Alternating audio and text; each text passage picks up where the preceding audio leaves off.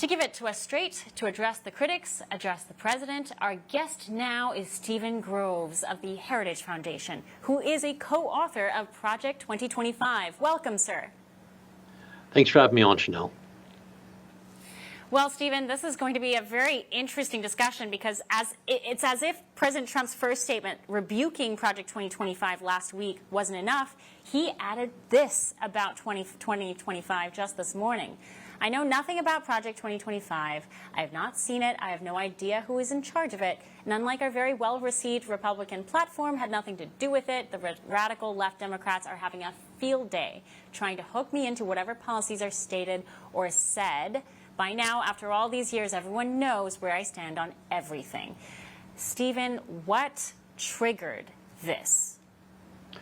Well, I think what triggered it, Chanel, was what the president alluded to. The left is going crazy over Project 2025 because it represents a dire threat to the way the left wants to do business in Washington. They want the deep state to continue to have its power. They want the bureaucracy to continue to block and obstruct President Trump's policies when he gets reelected in November. So the left has lied repeatedly and deeply and over again about this project.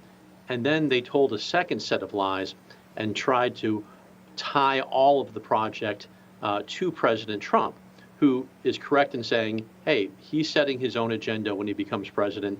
The RNC platform is the Republican platform. That's correct. Project 2025 is just a series of recommendations, beginning with a big, thick book that you mentioned that we are making to the next president, in this case, President Trump, in the hopes that he will read our recommendations and agree with them. We think that he'll agree with a lot of our recommendations.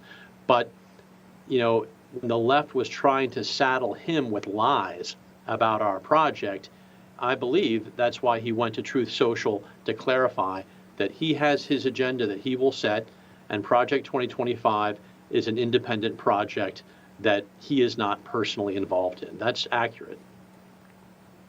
Well, as a co-author of a good portion of this project, what was the reaction with you and amongst your core team when Trump put out that first Truth Social? He told the world he didn't even know who you guys were.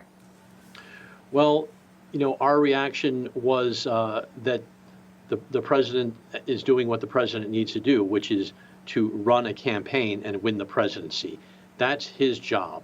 Our job in Project 2025 is to come up with a bunch of great conservative recommendations. And as you mentioned, Chanel, hundreds of former Trump officials are involved in our project and are the ones that are formulating these recommendations and these plans that we plan to introduce to the president, to present him with and see if he would consider them.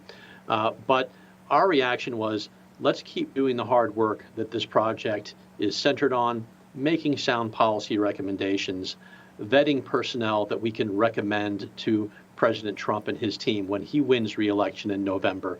We'll stick to our knitting, and the president needs to be focused on what he's going to do, which is getting re-elected in November. For all our viewers asking where One America News is heading in the future, we would like to introduce you to OAN Live. OAN Live is the best way to stay up to date on all of the hard-hitting, straight-shooting, national and international headlines. And the best part is, OAN Live is only $4.99 per month. All the credible, honest, unbiased reporting One America News offers at a fraction of the cost of cable. Just go to OANN.com to easily sign up for OAN Live and stay informed.